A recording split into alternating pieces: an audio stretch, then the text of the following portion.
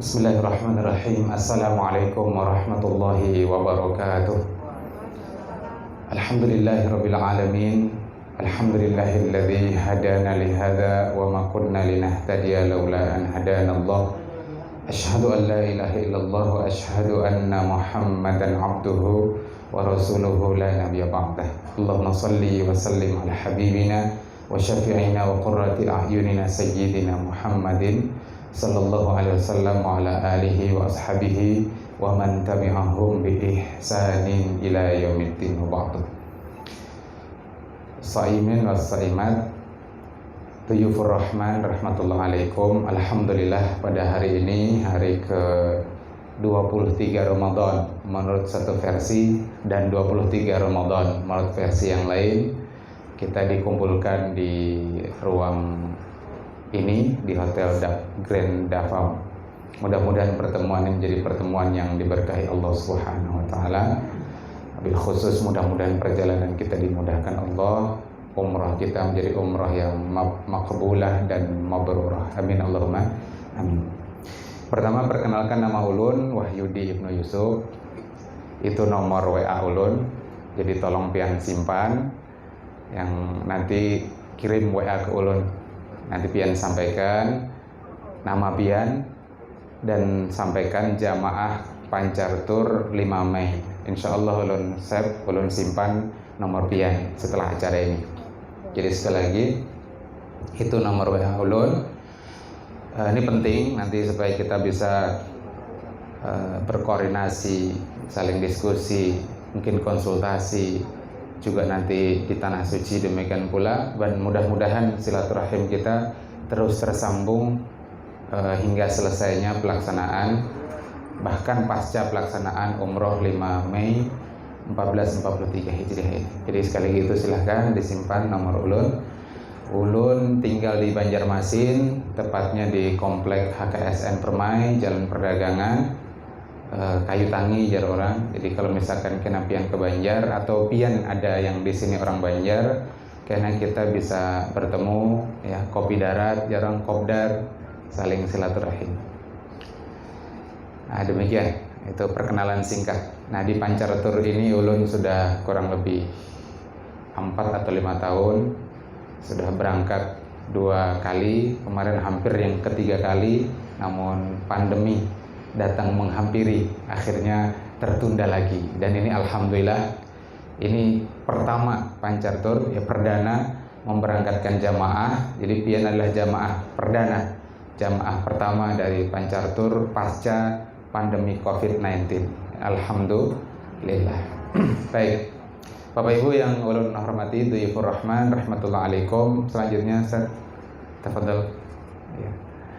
Nah, ini adalah hal-hal penting yang wajib diperhatikan oleh jamaah ya, khususnya ketika sebelum berangkat.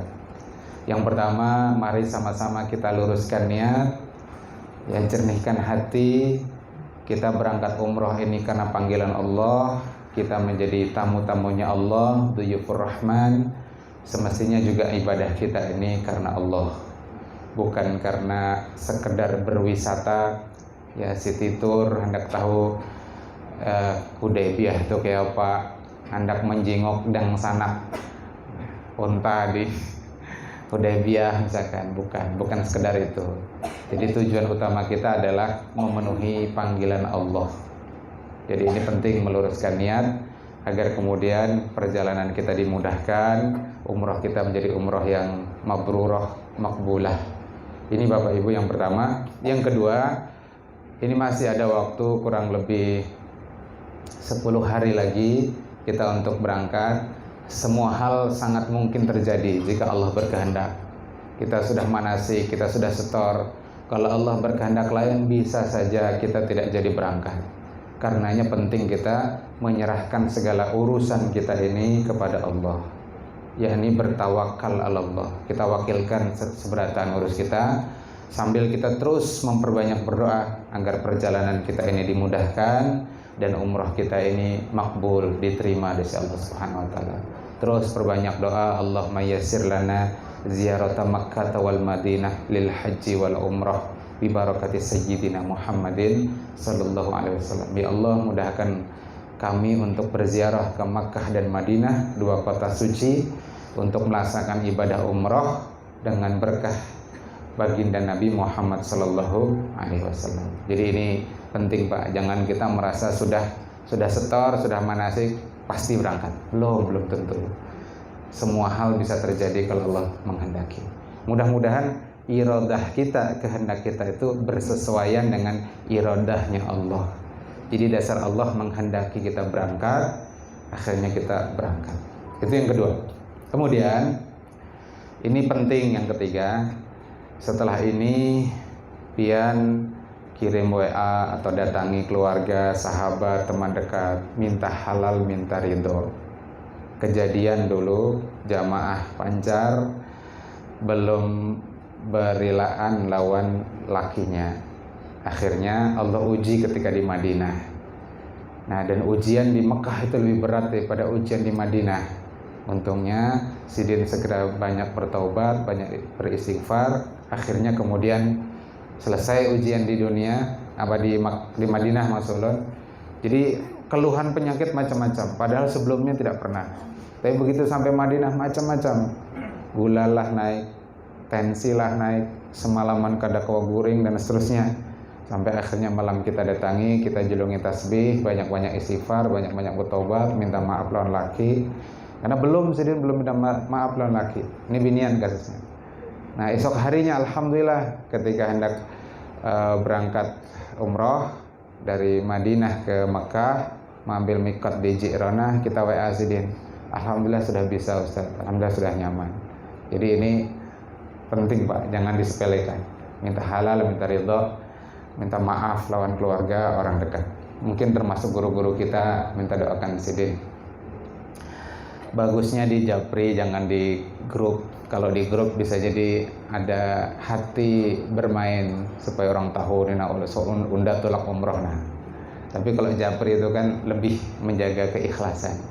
Jadi wapri satu-satu, minta halal, minta ridho, insya Allah tanggal 5 Mei berangkat.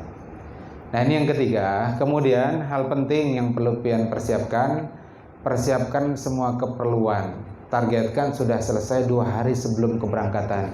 Jadi kita tanggal 5 berangkat, siapkan semua tuh. Izarnya sudah masuk, ridanya sudah masuk, baju pancartur yang ibu-ibunya, jilbab pancartur sudah masuk. Keperluan-keperluan lain yang memang diperlukan, usahakan itu sudah selesai H-2. Kalau perlu pian buat checklist. Ini daftar keperluan, pendeng misalkan untuk lakiannya. Ditulis, oh ini sudah, supaya kada ada yang tertinggal. Kenapa kok H-2? Supaya nanti H-1 kita bisa fokus istirahat. Kenapa kok fokus istirahat? Perjalanan kita jauh. Dari Banjarmasin Jakarta 1,5 jam. Nanti Jakarta Jeddah 9 jam.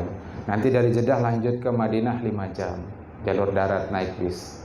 Jadi berapa tuh total? 9 tambah 5, 14, 15 jam setengah. Uyuh biar. Jadi kalau hari -1 sebelum berangkat kita ke sana kemari bertukar ini bertukar itu, uyuh sudah, karena di pesawat uyuh. Nah, ini yang tidak kita harapkan, karena di Madinah garing. Nah, apalagi begitu sampai di Saudi Arabia, cuacanya sudah tidak sama dengan cuaca di kita. Makanannya sudah beda dengan yang kita makan. Di sana panas karena ini menjelang musim haji, Syawal, Dzulqa'dah, Dzulhijjah itu puncaknya panas. Bisa sampai 50 derajat Celcius. Jadi kalau kita kurang istirahat, itu kita tidak inginkan. Mudah-mudahan pian sehat, ulun sehat, kita seberataan sehat, jadi bisa optimal beribadah di sana. Sehat itu bukan untuk apa-apa, sehat untuk maksimal dan optimal beribadah. Itu niatnya. Kemudian yang kelima itu istirahat yang cukup supaya sehari sebelum keberangkatan. Ya, apalagi ini di bulan puasa kan. Jangan terlalu diporsir. Baik, selanjutnya. Nah, ini Bapak Ibu, hal-hal penting. Ini sebelum ulun bicara fikih manasiknya, ini penting juga untuk disampaikan. Berdasarkan pengalaman ini penting. Yang ini terkait dengan kesehatan. Yang pertama, ini mohon maaf kalau ada dari dinas kesehatan, dari Bapak Ibu dokter atau perawat, bukan maksud menggurui, bukan. Tapi ini sekedar berbagi pengalaman. Yang pertama, pian siapkan vitamin C. karena katanya vitamin C itu untuk meningkatkan daya tahan tubuh. Jadi usahakan meskipun sebelumnya tidak biasa mengkonsumsi vitamin C, H-1, H-2 nanti di sana dibiasakan konsumsi vitamin C. Vitamin C yang memang pian biasa minum, biasa pian konsumsi. Nah, misalkan ada yang CDR atau Vitalong C atau yang Fit C. Nanti yang cair boleh Pak dibawa, asal dimasukkan ke bagasi. Kalau pian bawa di tas tenteng itu nanti kena razia di imigrasi. Jadi masukkan ke bagasi boleh, tapi jangan banyak-banyak juga. Yang lebih nyaman itu memang vitamin C yang kapsul. Ya. Kalau misalkan ulun biasanya ada apa itu imbus, ya imbus itu cukup bagus. Bukan kita berwakil dengan obat-obatan itu, tidak. Wakil kita tetap Allah, tawakal kita kepada Allah. Tapi ini ikhtiar. Nabi saja memerintahkan untuk berobat. Fatadawau, ujar Nabi, wala tatadawau biharamin. Berobatlah kalian, tapi jangan berobat dengan yang haram. Itu saja pesannya. Kemudian siapkan obat penurun panas, paracetamol. Ini biasanya Bapak Ibu yang belum pernah, bahkan yang sudah pernah pun, yang dirasakan itu nanti panas, pilek, batuk. Dan di sana itu kalau kita tuh pileknya itu kental gitu. Kalau di sini kan agak encer gitu, cair. Di sana itu kental biasanya. Nah, di sini makanya perlu disiapkan obat penurun panas, paracetamol apapun mereknya. Kemudian siapkan juga obat batuk pilek. Kemudian herbal, kalau yang biasa mengkonsumsi herbal, bawa saja. Biasanya kalau ulun mengkonsumsi sehari itu 1 butir habatus sauda cair yang oil yang dimasukkan dalam kapsul. Ujar Nabi, habatus sauda shifaun min kulli da illa sam. Jintan hitam, habatus sauda itu obat segala penyakit kecuali kematian. Menurut penelitian memang habatus sauda itu bagus untuk meningkatkan imun tubuh, daya tahan tubuh. Dan Nabi sebutkan itu sebagai habah barokah, sebagai biji yang penuh dengan keberkahan. Jadi ada baiknya pian siapkan. Kemudian obat-obatan lain bagi yang ada penyakit bawaan, misalkan yang tensi, ya maka dibawa. Yang gula darah tinggi, berarti obat penurun gula darah, dan seterusnya. Kemudian perbanyak istirahat di pesawat. Ketika di pesawat, ya kita banyak istirahat saja, banyak duduk, tidur, nanti sambil zikir gitu. Nggak bisa tidur, zikir, sholawat, dan seterusnya. Kemudian jangan terlalu memporsir diri saat sudah sampai di Madinah. Biasanya begitu sampai Madinah, saking himungnya, hendak kesana kemari, keliling sana kemari, berjalan, lalu keuyuhan. Ingat, tujuan utama kita itu umroh, dan umroh itu intinya di Makkah. Intinya di Makkah. Jangan sampai karena kesana kemari ketika di Madinah garing, lalu umroh kada kawa umpat. Nah itu berarti kita berarti terlewat tujuan utama. Kata para ulama, sikap kita itu haruslah taqdimul aham alal muhim, mendahulukan yang terpenting dari yang penting. Hendak tahu yang mana masjid kiblatain penting, supaya tahu di situ Allah perintahkan Nabi dan para sahabat untuk memaling arah kiblat yang asalnya menghadap ke Masjidil Aqsa dialihkan ke Ka'bah. Penting kita tahu. Nah, tapi yang paling penting, lebih penting dari itu semua adalah umrohnya. Dan umrohnya itu adalah di Makkah. Hendak tahu apa kurma Madinah, lalu datang kita ke kebun kurma, belanja di sana, bagus, penting. Tapi kalau awak pina uyuh, pina garing, ingat tujuan yang paling penting adalah umroh. Jadi jangan terlalu diporsir. Baik, selanjutnya ini hal penting yang wajib diperhatikan, aspek keselamatan dan keamanan. Ini penting juga Pak, penting berataan. Satu, yang pertama, jangan membawa air mineral atau zat cair lain yang lebih dari 100 ml di tas tenteng. Kalau mau dibawa silahkan masukkan ke bagasi. Jadi kalau pian bawa banyu minum itu berapa biasanya? 600 ml kalau tuh umur yang rata-rata ya, aqua atau air mineral itu 605 ml. Itu hampir dipastikan tertahan di imigrasi. Gitu. Kada kau masuk. Menang halusnya karena Bapak, intinya kalau di bawah 100 ml masih bisa. Jadi kalau hendak juga membawa banyu, masukkan ke bagasi. Kemudian jangan membawa gunting, pemotong kuku di dalam tas tenteng. Itu juga nanti akan kena razia di imigrasi di Jakarta. Nah, lalu gimana solusinya? Masukkan ke bagasi. Boleh kalau di bagasi. Kecuali ada aturan baru yang ulun tidak tahu. Nah, ini yang ketiga. Tolong diperhatikan sekali. Makanya tadi nomor WA ulun wajib yang simpan. Jika ada anggota keluarga yang sudah tua atau sakit, ini ulun dengar ada yang dari Samarinda, nanti rencananya pakai kursi roda aja, maka pastikan ada satu anggota keluarga yang diamanahi untuk mendampingi. Nah, kalau misalkan hendak juga bergantian, silahkan dimusyawarahkan. Hari ini si A, anggota keluarga A misalkan, hari kedua si B, supaya jangan itu terus misalkan, hendak bergantian, silahkan. Nah, yang diamanahi itu wajib menjalankan amanah ini baik saat keberangkatan dari Banjarmasin ke Jakarta, Jakarta ke Jeddah, Jeddah ke Madinah, nanti Madinah ke Makkah, dan seterusnya sampai kepulangan.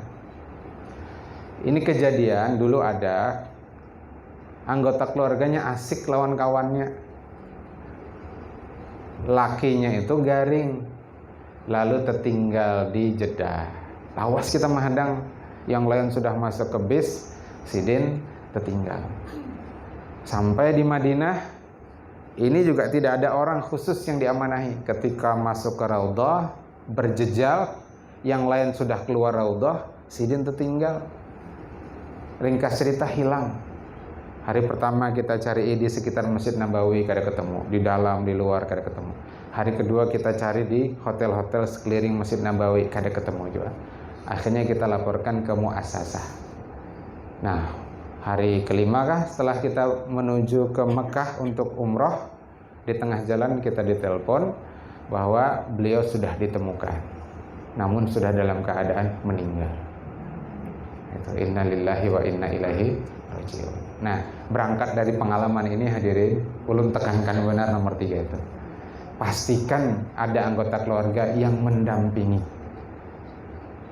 Pian tidak bisa seberataan melimpahkan ke ulun, tidak bisa. Ulun yang ulun jagai berapa ini? 34. Ulun di muka biasanya membimbing baca doa-doa itu. Sidin nang lambat berjalan di belakang, pada mungkin ulun ke muka ke belakang, ke muka ke belakang. Jadi amun kedepian juga anggota keluarga yang mendampingi, siapa lagi? Jadi mohon untuk jangan egois, bahasanya agak kasar sedikit. Jangan egois. Keasikan lawan kawan, abah tertinggal di belakang. Keasikan berdoa misalkan berzikir, hendak mengambil umroh lagi misalkan, bisa, tapi diganang abah atau keluarga yang garing. Karena kalau kita anak dari abah mama kita menjaga mereka, itu juga pahalanya besar. Birrul walidain. Apalagi ini birrul walidainya, berbaktinya di tanah suci gitu. Nah, jadi misalkan sudah umroh 2 kali, 3 kali, anak yang keempat di Tan'im, ayo kalau tadi memungkinkan. Tapi rupanya abah garing misalkan, parah misalkan. Nah, baik pian bertahan di hotel menjaga sidin. Jadi ambil pahala birrul walidain. Toh umrohnya sudah 2 atau 3 kali juga, sisanya umroh sunnah ya.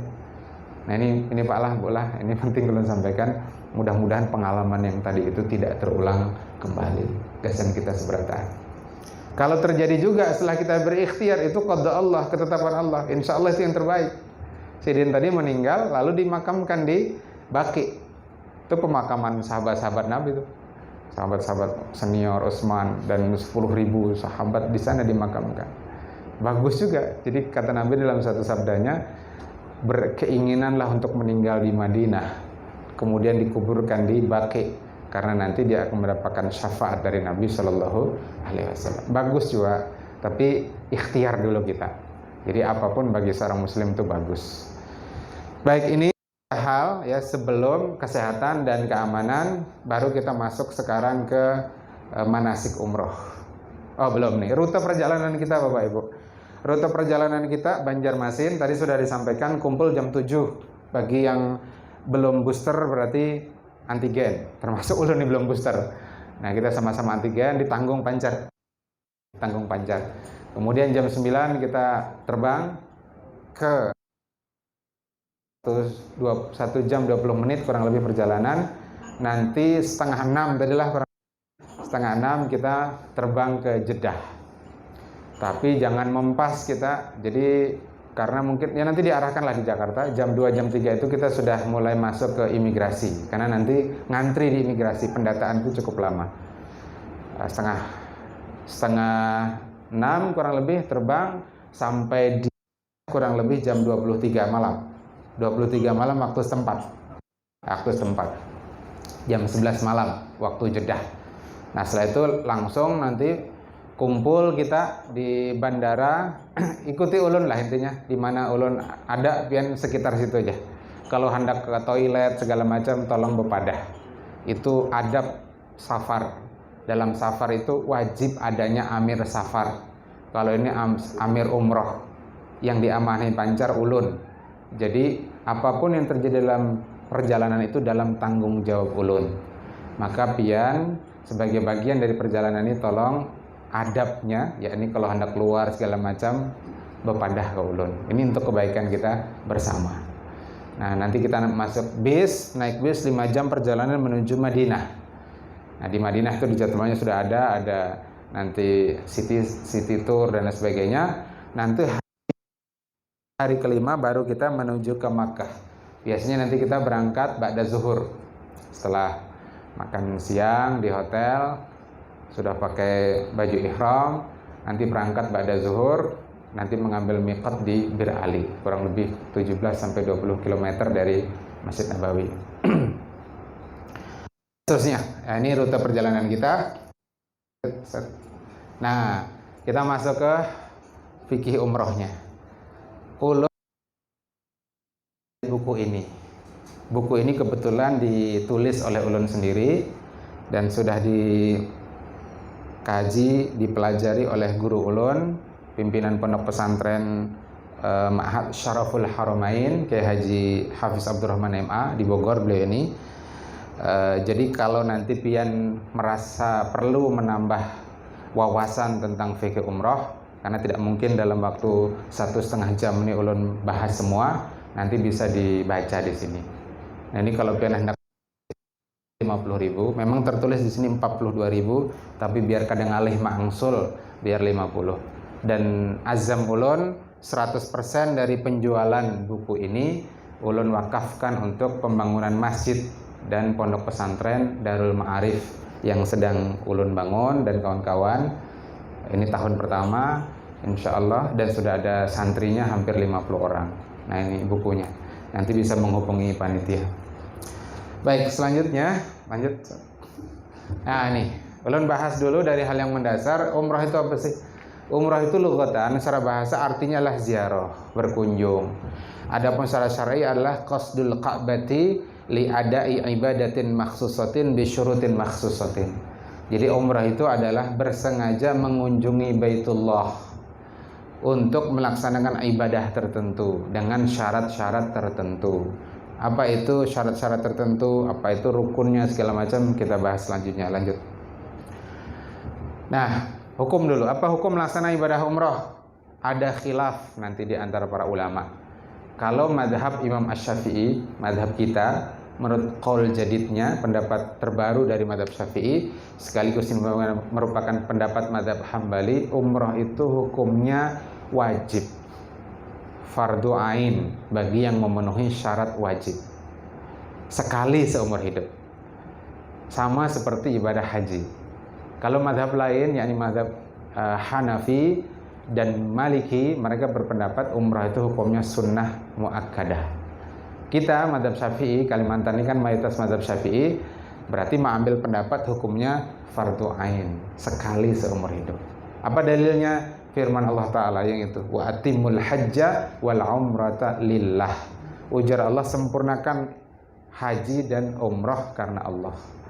Jadi di sana haji disambungkan dengan umrah, dengan wawnya wa ataf, waw sambung. Itu menunjukkan hukum antara haji dengan umrah sama. Kalau haji hukumnya fardu ain, jika terpenuhi syarat wajibnya, berarti umrah juga fardu ain. Itu alasannya. Lanjut. Nah, keutamaan ibadah umroh ini inti-intinya saja. Kalau mau detailnya nanti bisa pian baca di buku ulun itu. Satu, menjadi duyufur rahman, tamunya Allah. Ngaran tamunya Allah. Sebagaimana kita balah, bila ada tamu datang ke rumah kita, kewajiban kita adalah ikramud duyuf, memuliakan tamu. Man kana yu'minu billah wal yaumil akhir falyukrim dayfahu. Siapa yang beriman kepada Allah dan hari akhir, muliakan tamunya. Maka orang yang menjadi duyufur rahman, dia juga akan dimuliakan oleh Allah Subhanahu wa taala di dunia maupun fil akhirah insyaallah. Kemudian yang kedua, memperoleh pahala jihad tanpa perang. Bunda Aisyah pernah tanya ke Rasulullah, "Ya Rasul, ada enggak ibadah yang pahalanya seperti jihad di jalan Allah tapi tanpa berperang?" Kata Rasul menjelaskan dengan haji dan umrah. Selanjutnya, umrah ini amal untuk menghapuskan dosa. Ujar Nabi, al-umratu ilal umrati mukaffaratun bainahuma. Satu umrah dengan umrah selanjutnya itu penghapus dosa di antara keduanya. Jadi kalau pian pernah umrah 3 tahun yang lalu, hari ini tulak umrah lagi, berarti penghapus dosa selama 3 tahun tersebut. Kemudian penghilang kefakiran. Jadi insya Allah harta pian yang pian bayarkan 29 juta sekian itu Allah ganti. Mau kada percaya pian buktikan seorang. Jika niat kita tuh ikhlas karena Allah lah, mengeluarkan duit yang hampir 30 juta itu, wallahi demi Allah, Allah akan ganti. Nanti pian bisa buktikan. Ulun sudah membuktikan seorang. Gitu. Alhamdulillah, dengan berangkat umroh pertama, berangkat lagi dengan izin Allah. Nah, itu. Kemudian selanjutnya mendapatkan pahala jutaan kali lipat. Nabi sebut kalau beribadah di Masjid Haram itu 100.000 kali lipat salat di masjid lain. Masjid apa tadi ngarannya? Raudatul Jannah kah? Masjid kita tadi di sini, Raudatul Jannah. Di Masjid Haram 100.000 kali lipat. Di Masjid Nabawi 10.000 kali lipat. Di Masjid Aqsa 500 kali lipat. Jadi itu satu salat 100.000 kali. Kalau sehari 5 kali salat berarti berapa, Pak? 500.000 kali, setengah juta. Amun 2 hari 1 juta. 1 juta kali lipat. Kalaunya 6 hari 3 juta kali lipat. Maka istilah ulun di sana, Pak, mendapatkan pahala jutaan kali lipat. Jadi insya Allah lah yang pian bayarkan itu tidak rugi. Allah balas dengan pahala yang berlipat ganda. Kemudian berkesempatan beribadah di taman surga, raudhah. Kata Nabi, baina mimbari wa baiti raudhah min riyadil jannah. Di antara mimbarku, nanti pian lihat itu di raudhah itu ada mimbar Nabi, lalu sebelah sananya ada makam Nabi. Nah, di antara mimbar Nabi dengan rumah Nabi itulah raudhah. Yang kata para ulama, di antara penjelasannya, tanah raudhah itu nanti diangkat ke surga. Jadi tanah tempat kita ruku, sujud, duduk di sana, i'tikaf di sana, tanah itu nanti diangkat ke surga. Itu satu pendapat. Pendapat lain mengatakan nanti orang yang beribadah di sana, berdoa di sana, dimudahkan untuk masuk ke dalam jannahnya Allah Subhanahu wa taala karena sudah pernah beribadah di taman surga. Kemudian berziarah pada Rasul sallallahu alaihi wasallam. Ujar Nabi, "Man zarani fil maut." Siapa yang mendatangi aku ketika aku sudah meninggal, maka dia itu seperti menziarahi aku ketika hidup. Kita kada kawal langsung menemui Nabi kan waktu sedang hidup, itu para sahabat aja. Tapi belum tentu juga kita berdapat lawan Nabi menjadi sahabat Nabi, Pak. Bisa jadi pengikutnya Abu Jahal, Abu Lahab. Kalau sekarang Abu Janda, bapaknya para janda. Nah, kata Nabi, siapa yang menziarahi aku maka nanti berhak mendapat syafaat dari. Nah, ini. Kemudian umrah Ramadan. Nah, seandainya kita Ramadan ini nanti setaranya pahalanya setara dengan haji. Ujar Nabi, umrah fi Ramadan ta'dilul hajj. Umrah di bulan Ramadan pahalanya itu setara dengan pahala haji. Wa fi riwayatin al haji ma'i, seperti berhaji bersamaku. Nah, ini mudah-mudahan lebih memotivasi kita, menyemangati kita untuk bertambah rindu, tambah ingin untuk berkunjung ke Baitullah. Lanjut. Nah, ini syarat wajib umrah. Kalau terpenuhi 5 syarat ini berarti dia wajib. Kalau ada yang tidak terpenuhi berarti tidak wajib. 1, muslim. Yang kedua, baligh. Kalau anak-anak berarti belum wajib. Kemudian berakal, orang gila berarti tidak wajib. Kemudian perjalanannya aman. Alhamdulillah ini aman. Sempat kemarin dibom sama si Houthi Yaman, ya kan, daerah mana, Jeddah. Tapi kita tidak melewati itu. Nah, mudah-mudahan Saudi Arabia ini terus aman sehingga kaum muslimin dari berbagai negara bisa melaksanakan ibadah haji dan umroh. Kemudian mampu atau istitoah, yakni ada dana, ya kalau sekarang tuh dana untuk berangkat dan pulang. Ya kalau dulu tuh zat warahilah, bekal dan kendaraan. Ya kalau sekarang uang, karena jasa pelaksanaannya sudah dihandle oleh lancar kalau di sini. Nah, tapi untuk perempuan ini sedikit ulun tambahkan. Jika perempuan maka wajib disertai mahram. Jadi ukuran istitoah bagi bebinian itu disertai mahramnya. Siapa itu mahram? Lakinya, abahnya, kainya, pamannya, anak lelakiannya, dangsanak lakiannya, dan seterusnya. Menurut mazhab Imam Asy-Syafi'i, nanti kalau itu umrohnya umroh wajib, mazhab Syafi'i mengatakan boleh didampingi perempuan yang lain, tidak mesti laki-laki, kecuali kalau itu umroh sunnah. Nah, kalau umroh sunnah yang kedua, ketiga, itu menurut mazhab Syafi'i harus mahramnya, kada boleh sesama bibinian. Kalau menurut mazhab yang lain, mau umroh wajib atau umroh sunnah, wajib disertai mahramnya. Maka seringkali ada orang datang ke ulun, Ustadz, ulun ini ada dana gasan tolak umroh ibu-ibu nih, tapi cukup gasan ulun aja. Nah, amun lawan abahnya ulun kali cukup. Biasanya itu selalu ulun arahkan supaya kumpulkan dulu, supaya cukup berangkat lawan laki pian. Ya, karena laki pian itu nanti jadi mahram pian. Dan lain nanti rasanya pian tulak umroh lawan laki atau lawan bini. Nah, ulun sekali tulak lawan bini, imbah itu tulak seorang antara dasar lain juga, karena dia mengawani. Nah itu. Nah jadi itu bolah. Baik, selanjutnya itu syarat wajib. Artinya kalau ada perempuan yang belum ada mahramnya, belum ketemu nih mahramnya, masih bujang misalkan, abah kadada, kai kadada, dangsanak kadada, paman kadada misalkan. Nah dia harus mencari mahram dulu, nikah dulu berarti dia. Jangan tolak dulu. Kemudian syarat sah. Nah, umrah itu nanti ada dua cara. Ada yang dilakukan secara mandiri, sendiri. Yang kedua dengan bimbingan wali. Kalau digawi seorang, maka syaratnya itu harus Islam dan mumayyiz. Karena kan yang belum mumayyiz, biasanya di bawah umur 7 tahun, tidak sah ibadah umrohnya kalau dikerjakan sendiri. Mumayyiz itu umumnya 7 tahun ke atas. Nah, tidak disyaratkan mukallaf, jadi tidak harus balik. Jadi belum balik sah aja. Asal sudah mumayyiz 7 tahun ke atas. Dan tidak disyaratkan harus berakal. Meskipun kalau dia tidak berakal tidak wajib, tapi kalau nyetulak juga tetap sah gitu. Kalau dibimbing wali syaratnya satu aja, Islam.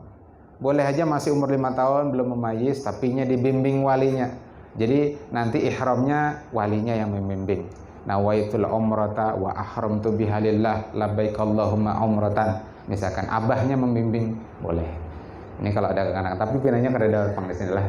Ini anak-anak juga anak-anak tahun 80-an. Lanjut.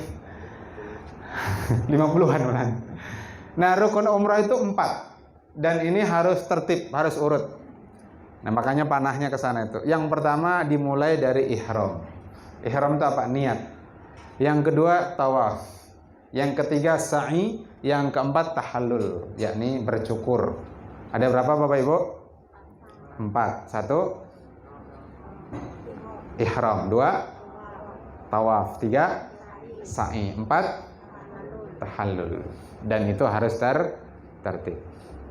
Hafal kalau sudahlah, jangan kada hafal. Kalau kena mau tawaf kada ingat, pian menagur ulun, guru kita belum tawaf lagi langsung sa'i. Iya kah? Tagor bila ulun kada ingat kan, makanya pian harus hafal tadi. Ada berapa tadi? 4. 1 ihram, 2 tawaf, 3 sa'i, 4 tahallul. Dan itu harus urut, tertib. Baik, kita bahas satu-satu. Ihram, apa itu ihram? Ihram itu berniat umrah. Sama kita sembahyang itu kan ada niatnya. Usolli fardhu zuhri 4 rakaatin ma'muman lillahi ta'ala, Allahu akbar. Nah, ketika Allah akbar itu hadir di hati. Sengajaku sembahyang zuhur 4 rakaat mengikut imam atau jadi makmum karena Allah Ta'ala. Nah, ihram itu niat. sama lawan niat. Dan niat ihram itu wajib dilakukan di tempat miqat, atau istilahnya miqat makani, sebagaimana dicontohkan Nabi. Nah, ini ada beberapa, biasanya 3 dulu Pancartur, tapi tadi 2 lah, jadi 2. Nah, biasanya 3 dulu, Bir Ali, kemudian Ji'ronah, dan Hudaybiyah. Tan'im itu masing-masing tuh karena bisa lawan ulun menggani, karena itu paraknya lawan Makkah, lawan Masjidil Haram.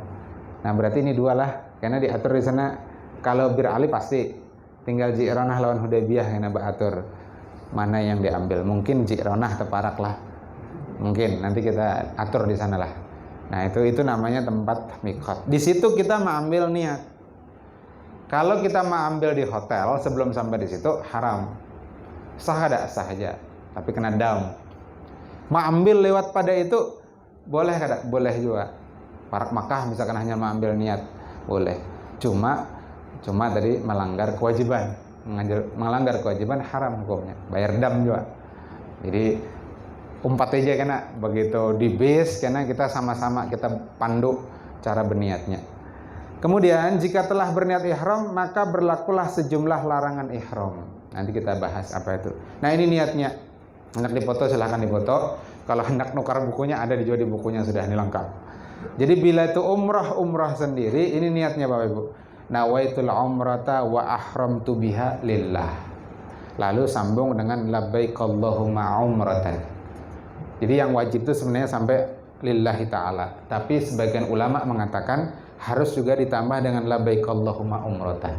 Nah, kita khuruj minal khilaf, keluar dari khilaf, kita baca aja juga itu. Jadi apa tadi bacaannya? Nawaitu al-umrata wa ahramtu biha lillahi ta'ala. Labbaik Allahumma umratan. Ulun bersengaja, ulun berniat umrah dan berihram dengannya karena Allah Ta'ala. Labbaik Allahumma umratan. Kami penuhi panggilanmu ya Allah untuk melaksanakan ibadah umrah. Itu kalau kita umrah sendiri, umrah wajib. Disebut juga umrah Islam, ya, karena kewajiban seorang muslim itu umrah.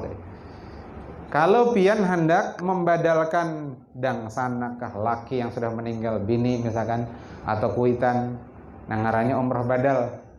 Jangan yang pertama itu gesan kita. Yang kedua, ketiga boleh umrah badal ngarannya. Umrah badal itu niatnya lain sedikit. Nawaitul umrata an. Jadi nawaitul umrata an. Sambat ngarannya misalkan Ahmad bin Ahmad. Nah, baru wa ahramtu bihalillah labbaik Allahumma umratan an Ahmad bin Ahmad. Makanya biasanya kalau ada orang minta ulun umroh badal, biasanya ulun minta namanya. Ini ada juga soalnya pian aja Pak ajar ulun bini sidin itu meninggal, tapi minta ulun umroh badal. Jar ulun pian aja laki afdol. Kada guruai ulun hendak pian aja. Ayo emang gitu, emang sudah ulun padahkan pian aja, caranya sudah ulun ajari. Sidin mengaras hendak ulun menggawinya, bismillah ulun gawiakan. Nah, dari niatnya itu nawaitul umrata, ulun berniat umroh an untuk ya atas Ahmad bin Ahmad, dan aku berihram dengannya karena Allah Ta'ala. Labbaik Allahumma umratan an, ku penuhi panggilanmu ya Allah untuk ibadah umroh atas nama Ahmad bin Ahmad. Jelas nih Bapak Ibu? Jelas ini? Nah, baik, nanti ada sesi dialog. Lanjut. Kalau sudah berniat tadi, ada 11 larangan. Nah, ini wajib diperhatikan. Yang pertama, memakai larangan gasan lakiannya, kada boleh lagi memakai pakaian berjahit. Apapun yang berjahit kada boleh. Lah, baju kah, baju dalam kah, selawar dalam kah, kada boleh. Biar baiknya sekali-kali bebas di sana. Sudah berumuran di penjara kan. Siannya. Ibunya nanti tawa. Jadi kalau melanggar nanti ada fidyahnya.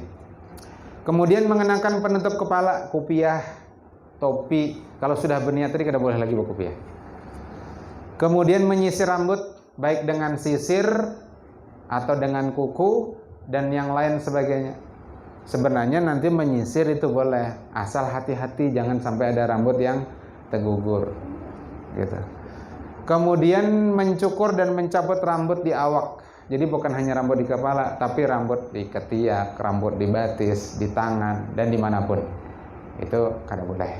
Memotong kuku sama kada boleh. Memakai parfum dan minyak-minyak lain. Nah, ketika sudah ihram, kada boleh lagi pakai parfum. Jadi umrah ini bukan untuk baagak jarang banjar tuh. Umrah ini untuk mengakui kelemahan diri kita, menghamba kepada Allah, bahwa kita tuh hina dina di sisi Allah.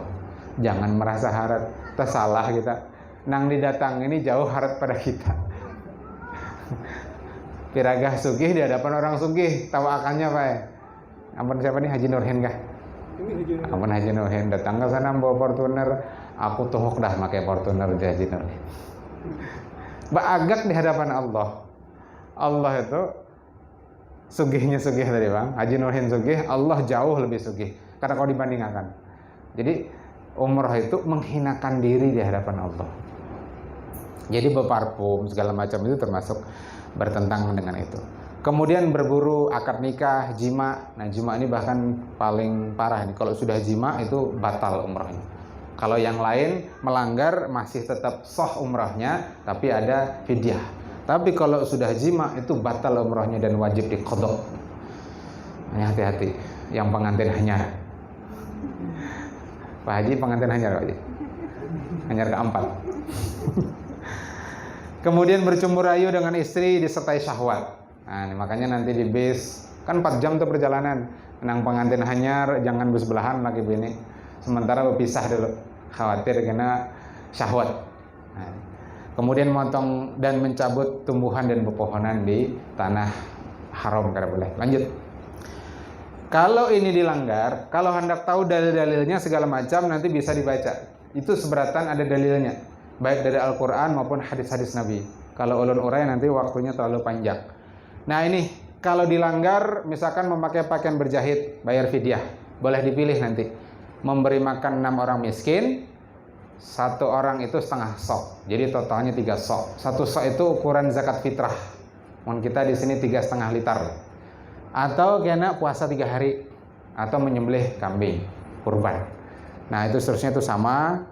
Kecuali jima, itu wajib mengqadha dan berkurban unta. Kalau tidak ada unta, sapi boleh. Kalau tidak ada unta, 7 kambing. Nah itu. Kalau bercumbu rayu sama. Kalau memotong pohon, bayar doman atau ganti rugi. Ganti ruginya kalau pohonnya ganal, istilahnya nak menambang. Wasenso sedin. Unta gantiannya. Kalau nya sadang kambing. Kalau nya halus pohonnya diganti senilai pohon itu berapa. Jadi ini Bapak Ibu, seperti pakai berjahit, pakai kupiah, motong rambut, kuku, segala macam itu kan hukum asalnya mubah, boleh. Tapi begitu kita sudah berniat ihram itu diharamkan oleh Allah. Artinya apa? Sakahandak Allah ya terhadap diri kita. Ujar Allah, hari ini ku haramkan, esok ku halalkan, terserah aku ya. Hari ini halal, jarku esok haram, jar Allah, terserah aku ya. Kita ini ampunnya lillahi ma fis samawati wal ard. Puasa nih kan asalnya hendak makan apa aja di kulkas boleh. Kulkasnya kan hendak dimakan silahkan. Tapi begitu masuk azan subuh terlarang semua. Tapi begitu masuk maghrib ujar Allah silahkan makan. Halal. Kan sekehendak Allah aja lagi. Karena kita itu dasar ampunnya. Kita tuh hamba. Allah tuh Tuhan kita. Ujar Allah kene. Ayo terserah inya lagi. Terserah ampunnya jar kita. Nah itu hikmahnya Pak. Lanjut. Nah sekarang ini mungkin ada pertanyaan tentang hukum memakai masker. Ini kan nanti Saudi masih mewajibkan pakai masker lah. Sudah kada? Oh, sudah bebas. Oh gitu, alhamdulillah. Kalau kena misalkan ini supaya tahu aja hukumnya, diwajibkan memakai masker oleh Saudi. Laki-laki hukumnya boleh menurut mazhab Syafi'i. Baik ada uzur atau tidak ada uzur sama-sama boleh. Kalau nya bebinian dirinci haram hukumnya memakai masker karena masker ini nanti disamakan dengan niqab, penutup wajah. Dan Nabi melarang perempuan muhrimah, binian yang berihram memakai niqab. Dilarang, pakai kaos tangan juga dilarang. Nah, tapi kalau ada uzur, maka hukumnya boleh dan tidak berdosa. Namun tetap wajib membayar fidyah. Fidyahnya yang 3 tadi dipilih. Puasa 3 hari, atau memberi makan 6 orang miskin, atau menyembelih kambing. Itu. Kada kena fidyah lah sudah. Sudah dibolehkan kada pakai masker tuh boleh berarti lah. Nah, kan boleh lah. Sebelumnya kan wajib pakai masker dan wajib bayar fidyah. Pada fidyahnya secara fikih boleh dipilih. Kalau disuruh milih, ulun milih memberi makan 6 orang miskin. Iyalah. Pun? Baras ya tuh. Amun kambing berapa tuh di sini? 2 jutaan. Iyalah. Nah, apa dalil bolehnya itu? Ada dalam kitab Asnal Matalib. Man labisa fil ihram ma yahrumu lubusuhu bihi. Siapa yang memakai dalam ihram apa yang diharamkan untuk memakainya, au satara ma yahrumu satruhu fihi, atau menutup seperti wajah tadi, kaos tangan yang itu diharamkan untuk menutupnya, lihajati harin, baik itu karena panas yang sangat panas, au bardin karena dingin, au mudawatin atau untuk terapi penyembuhan pengobatan. Nah, pandemi ini termasuk di situ. Au nahwiha atau yang sejenisnya, jaza wa fada. Jadi boleh tapi dia wajib membayar fidyah. Itu penjelasannya. Baik, lanjut. Sunnah-sunnah sebelum dan saat ihram. Yang pertama, mandi sunnah ihram. Jadi nanti sebelum kita tulak ke Bir Ali ba'da zuhur, pagi mandi dulu pian. Sunnah hukumnya. Jangan kada mandi.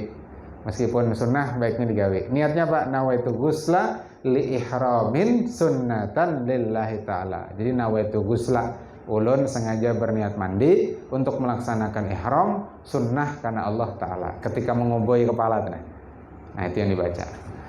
Kemudian disunahkan mencukur rambut, bulu ketiak, bulu kemaluan. Nah, itu karena itu dilarang ketika ihram. Sebelum ihram itu disunahkan gitu Pak. Kemudian memotong kuku, potong dulu. Kemudian wangian di badan boleh. Di badan, di awak, deodoran, Rexona misalkan boleh.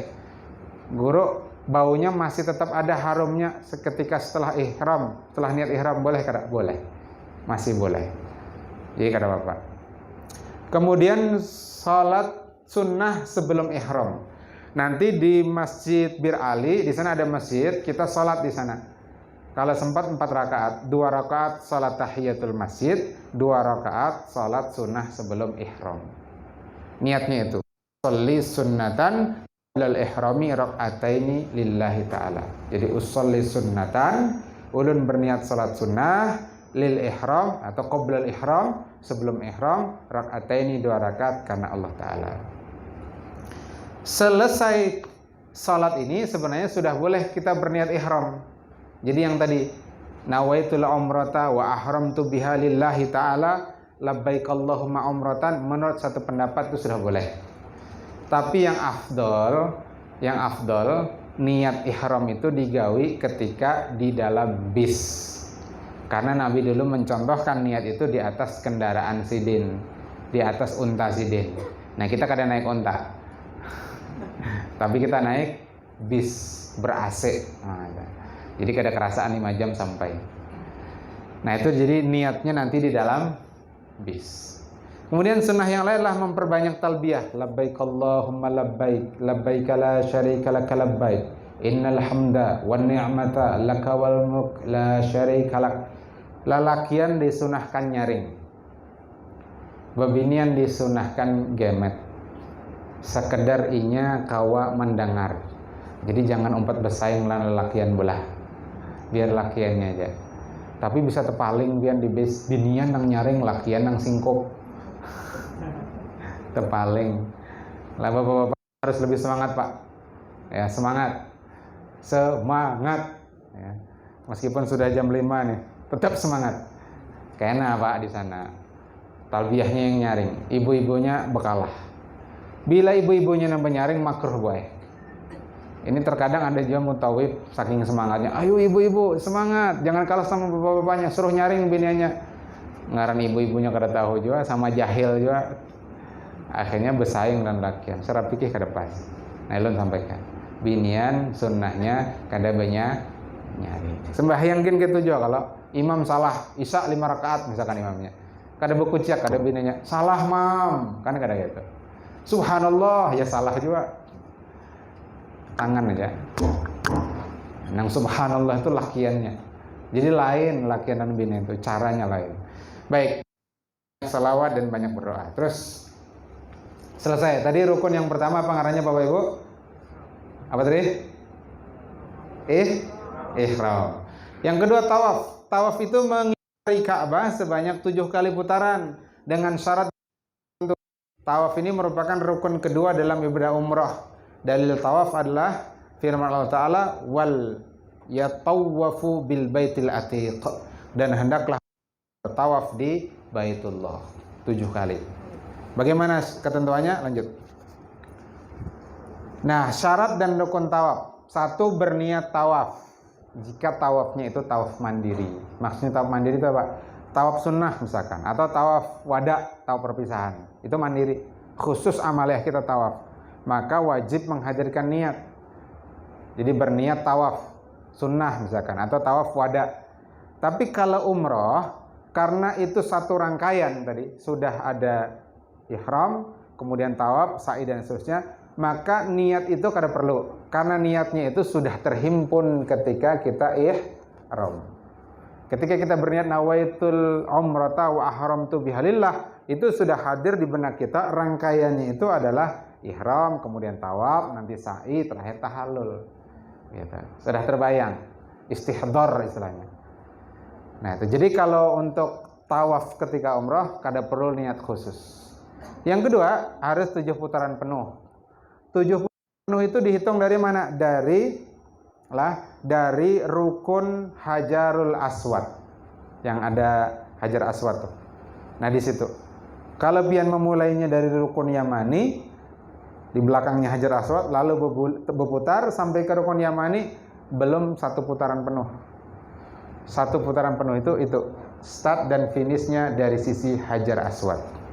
Harus suci, menutup aurat.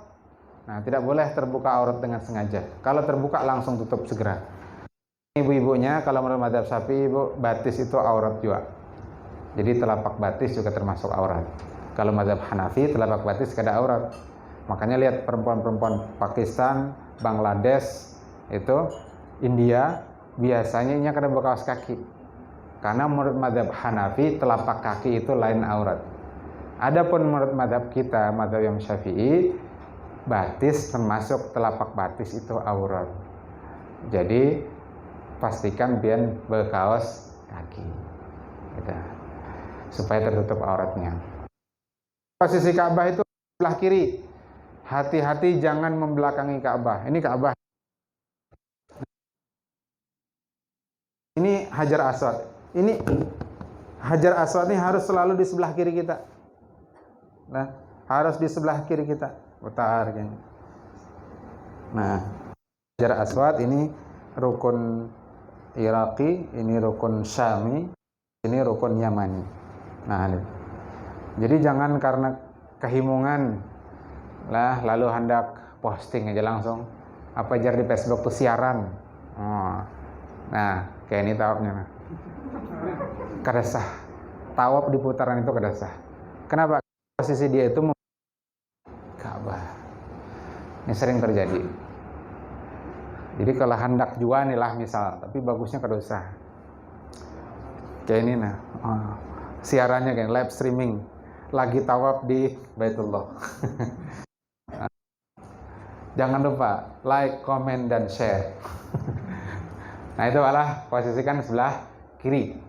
Kemudian tawaf di luar Baitullah. Jangan tawaf di luar Baitullah. Tawaf itu harus di luar Baitullah.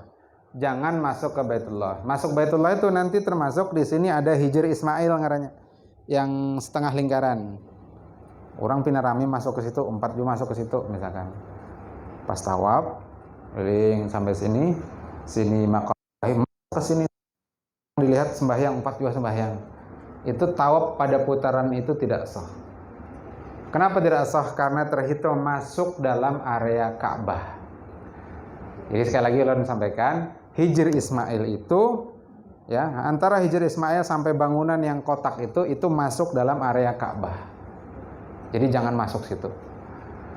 Kalau pian hendak masuk situ, mudah-mudahan kawa karena pas kada tawaf. Di luar tawaf kita ke situ. Selajur mengucup Hajarul Aswad kalau memungkinkan. Biasanya Syawal ini sepi, Bang. Mudah-mudahan kawa, ibu-ibunya juga Syawal ini biasanya sepi. Karena puncak umrah itu di bulan Ramadan. Orang hendak mengambil pahala haji itu. Makanya Syawal ini temurah sedikit karena jamaahnya terkurang. Nah, kada tahu tahun inilah karena sudah 2 tahun kita kada haji umroh. Bisa jadi tetap banyak. Tapi mudah-mudahan mungkin. Pun Ditutup kelilingi ini. oh ini kelilingnya lah. Jadi kada kau masuk ke Hijr. Nah, berarti kada kau lagi. Ulun dua kali umroh kada kau. Terakhir itu sedang perbaikan. Ini perbaikan lagi ya? Kada dibatasi, kada boleh masuk. Oh iya, karena berjejal lah. Oke. Baik, kemudian tawaf itu di dalam Masjidil Haram tidak sah kalau di luar Masjidil Haram. Kalau misalkan tawaf dari luar Masjidil Haram di hotel Spiderman. Lanjut. Nah, sunah-sunah tawaf berdoa ketika melihat Ka'bah. Di situ ada doanya. Nah, pian bacai mudah-mudahan hafal. Kemudian ittiba bagi laki-laki. Lakian sebuting darilah tertinggal. Ketika pian berniat ihram, bapak-bapaknya itu sudah mengenakan baju ihram. Baju ihram langsung praktek. Nah, yang di bawah ini ngarannya izar. Nah, izar atau sarung. Yang anak di video silahkan. Cara memasangnya, kemudian ingat dulu lah, sudah 2 tahun gak ada tulak.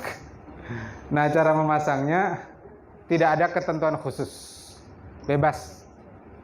Yang sekiranya nyaman aja. Ini bapak-bapaknya lah. Yang biasa pian pakai. Nah, tapi yang ulun dapat ijazah dari guru ulun, diajari ulun, kayak ini caranya. Nah,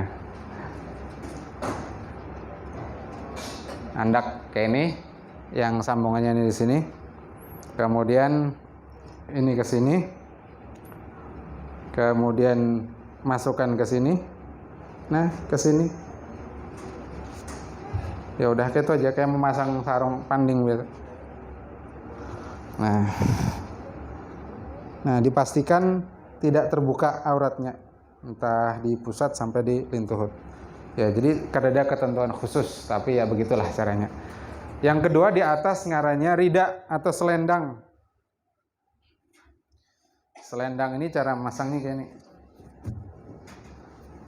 Ini, nah, dimasukkan ke belakang.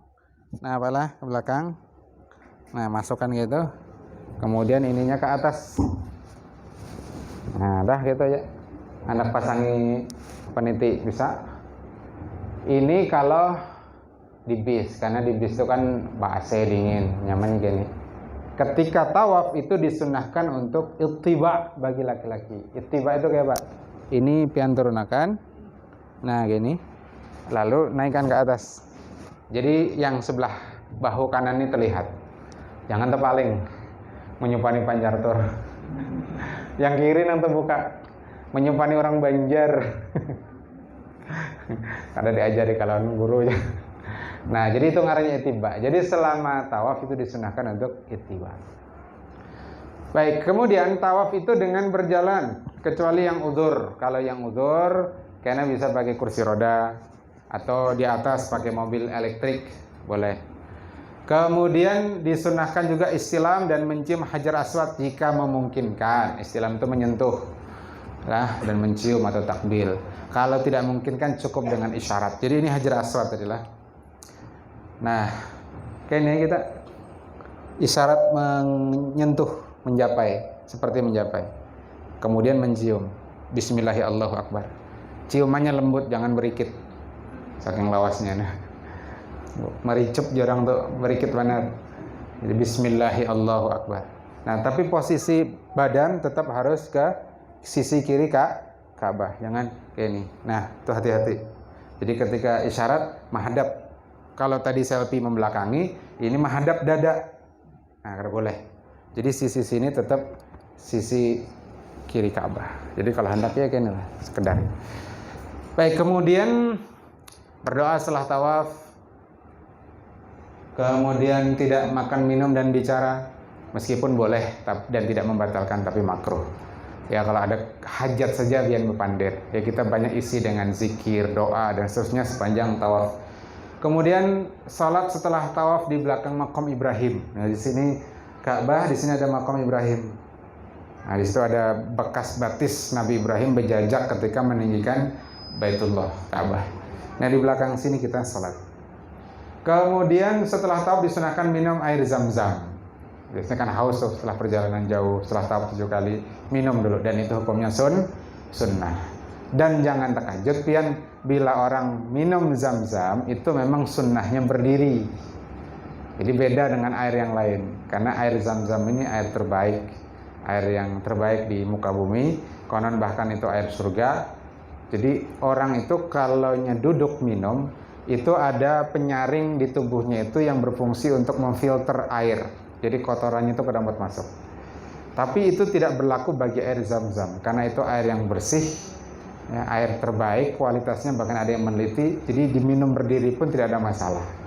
Dan Nabi mencontohkan demikian. Jadi sunnahnya berdiri. Jadi kalau tujuan minum berdiri, guru minum berdiri, kada adab sidin, maka di Baitullah ini lain. Jadi khusus. Jadi justru dianjurkan berdiri. Lanjut. Nah, 2 sudah Pak, Bu. Apa tadi yang pertama? Yang kedua? Tawaf. Yang ketiga? Sa'i. Sa'i itu apa? Berjalan dari Safa ke Marwah atau sebaliknya, bolak-balik sebanyak 7 kali. Dan ini merupakan rukun umrah, dilakukan setelah tawaf. Dalilnya adalah hadis Ibnu Umar. Beliau berkata, ketika Nabi tiba di Makkah, beliau tawaf 7 kali, lalu beliau sholat 2 rakaat sunnah ini di belakang makam Ibrahim, kemudian melakukan sa'i antara Safa dan Marwah sebanyak 7 kali. Baik, lanjut. Dari cepat ya. Nah, syarat sa'i dimulai dari Bukit Safa. Jadi kalau mulai, ini Safa di sini, Marwah di sana. Kalau mau mulai dari Marwah ke Safa, kada dihitung. Yang dihitung itu mulai dari Safa ke menuju Marwah. Jadi 1, 2, 3, 4, 5, 6, 7, terakhir di Marwah. 7 kali. Mencapai jarak Safa dan Marwah, pastikan naik ke bukit. Nah, jadi itu kan ada benaik sedikit. Pastikan kita bernaik sedikit, karena sejengkal saja kita tidak sampai ke Bukit Safa atau tidak sampai ke Bukit Marwah, berarti sa'inya itu tidak sah. Sedikit aja lagi, selangkah aja lagi misalkan, atau sekilan aja lagi, tapi kada sampai naik di Bukit Safa atau Bukit Marwah, tidak terhitung sa'i. Kemudian setelah tawaf, karena tadi ketentuannya harus urut atau tertib. Lanjut. Sunnah-sunnah sa'i, tidak terjeda yang lama antara tawaf dengan sa'i. Jadi setelah tawaf, sholat, minum zam-zam, lanjut ke sa'i. Jangan berlawas. Naik ke Bukit Safa dan Marwah hingga terlihat Ka'bah. Wah, ini itu mungkinlah, kada tahu juga sekarang yang terakhir. Yang memungkinkan melihat Ka'bah itu dari sisi Bukit Safa. Jadi kita pertama naik ke Bukit Safa di sini, lalu menghadap ke Ka'bah sebelah sana. Nah, kita berdoa di sana. Itu sunnah hukumnya. Kemudian berdoa di antara Safa dan Marwah, dan dari Marwah ke Safa, khususnya ketika ada lampu hijau nanti. Kemudian suci dan menutup aurat itu sunnah. Jadi batal kata Bapak. Misalkan mohon maaf buang angin. Nah, di sini ketika sa'i itu misalkan kada ambil wudu kata Bapak, tetap sah sa'inya. Nah, tapi kalau berwudu afdal. Lebih afdal berwudu. Kemudian berjalan dan berlari kecil di antara lampu hijau. Baik, lanjut, Pak. Nah, terakhir rukun keempat adalah bercukur. Ada 2 istilah, ada al-halq dan ada at-taksir. Al-halq itu artinya menggundul, mencukur habis rambut. Kalau taksir itu memangkas rambut minimal 3 helai. Nah, bagi laki-laki bergundul itu lebih utama daripada at-taksir, karena Nabi mendoakan kerahmatan bagi orang itu. Nah, bagi wanita sebaliknya, wanita itu justru dianjurkan hanya taksir, memotong 3 helai rambut paling sedikit. Kalau bebinian begundul, hukumnya makruh. Nah, jelas belah. Jadi itu. Nanti kita sama-sama bergantian bercukur rambut. Bagusnya begundul pertama kah, kedua, atau yang terakhir, Guru? Bagusnya yang pertama. Jadi supaya terpenuhi langsung sejak awal. Mbah itu Bang, apa yang dicukur? Isyarat. Sudah gundul kayak bapak pernah dicukur, isyarat aja nah. Jadi sunnahnya menghadap ke kiblat bercukur itu, kemudian dimulai dari sisi kanan, sisi tengah, lalu sisi kiri. Nah 3 kali. 3 helai di kanan, 3 helai di atas, 3 helai di kiri. Nah itu sunnahnya. Baik, lanjut. Syarat sah bercukur, waktu pelaksanaannya setelah selesai sa'i yang ke-7. Kemudian paling sedikit 3 helai rambut. Kemudian yang dipotong rambut kepala, lain jenggot, lain luput. Kemudian kumis, lain juga. Nah, jadi yang di kepala. Ya, baik, lanjut. Nah, akhirnya selesai sudah perjalanan umrah kita. Kita berdoa kepada Allah, Allahumma ja'al umratana umratan maqbulatan, wa sa'yana sa'yan mashkuran, wa dhunubana dhunuban maghfuratan, wa ziyaratana ziyaratan mubarakatan, wa tijaratana tijaratan lan tabur. Rabbana taqabbal minna innaka antas samiul alim. Gitu Pak ya. Ada pertanyaan kah dari apa yang sudah Ulun sampaikan tadi? Nggih, silakan Bu.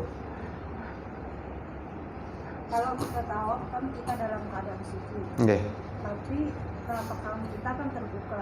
Nggih. Bagaimana kalau tak sengaja kalau kita kesenggol suami, Iya. maka kita harus berwudu lagi. Siap. Itu Ulun bahas di buku Ulun. Di bagian akhir ada judul hal-hal lain terkait dengan umroh. Nah, dalam madhab Syafi'i, madhab kita, persentuhan perempuan dengan laki-laki yang bukan mahram atau laki-laki dengan perempuan yang lain mahramnya membatalkan wudhunya, kan gitu. Di Quran disebutkan aula mastumun nisa, atau engkau menyentuh perempuan. Termasuk nisa di sana adalah bini seorang, atau kalau ibu berarti ke bapak.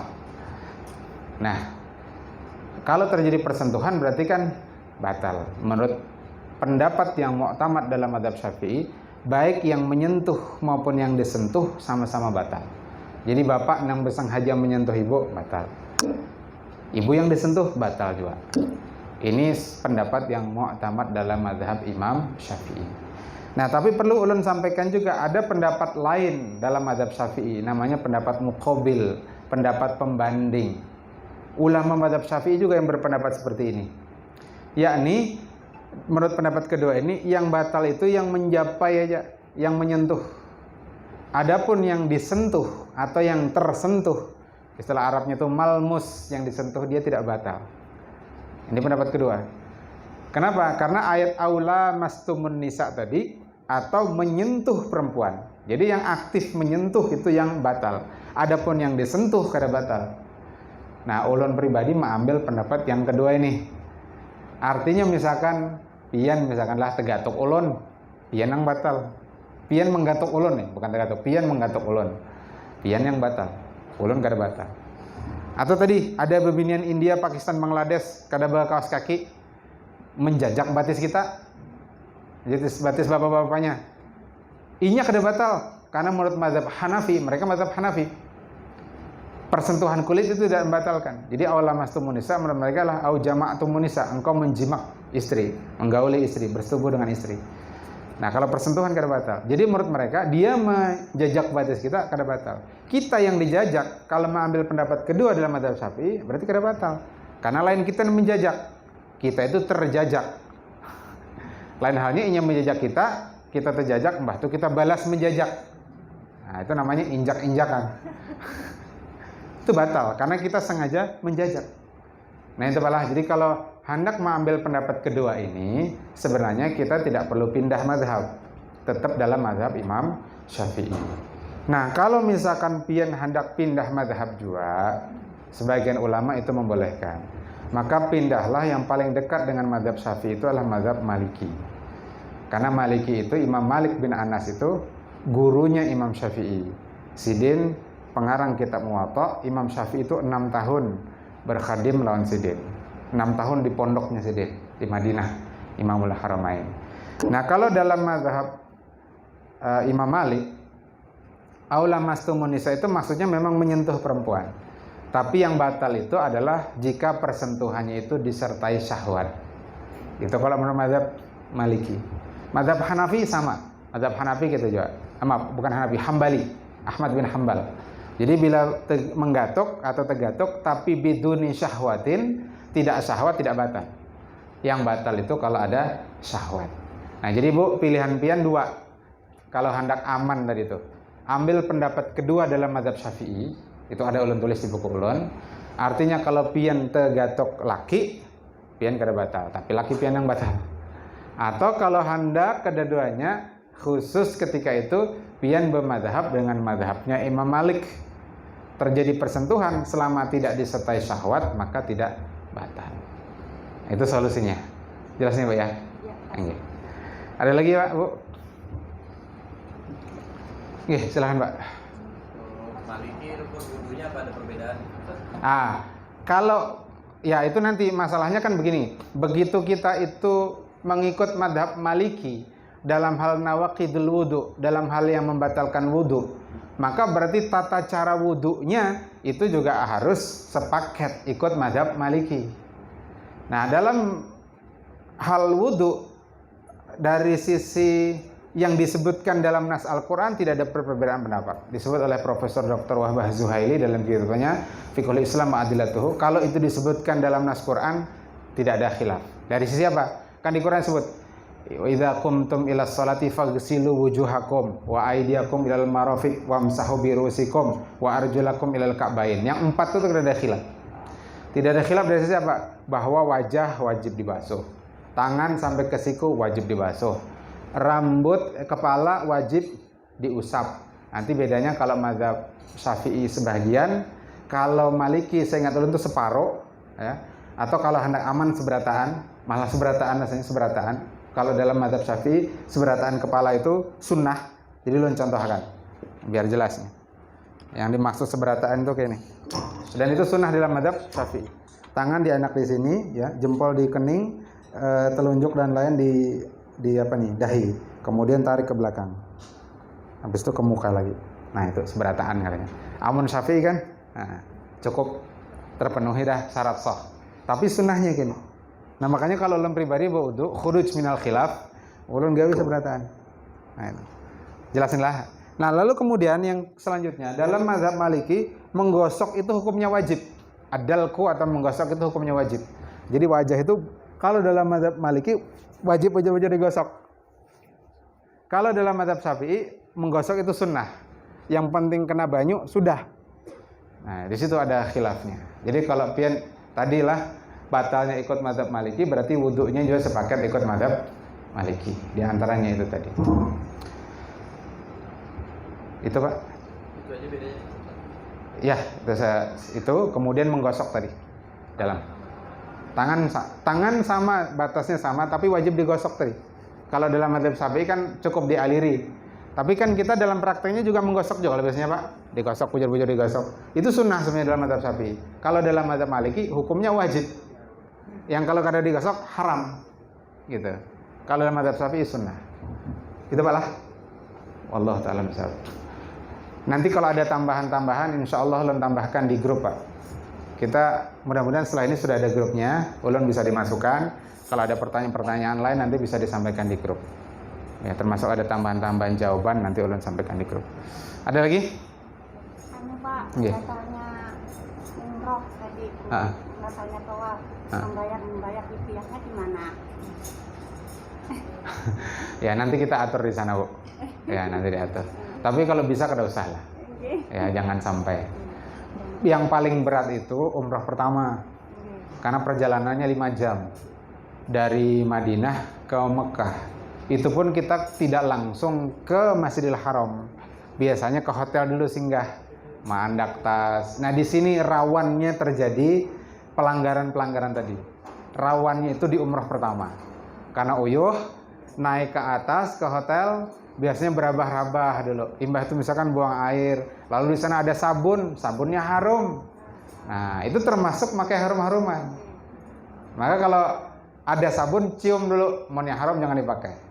Bilanya kada harum, kada apa-apa. Jadi selama tidak harum, tidak apa-apa.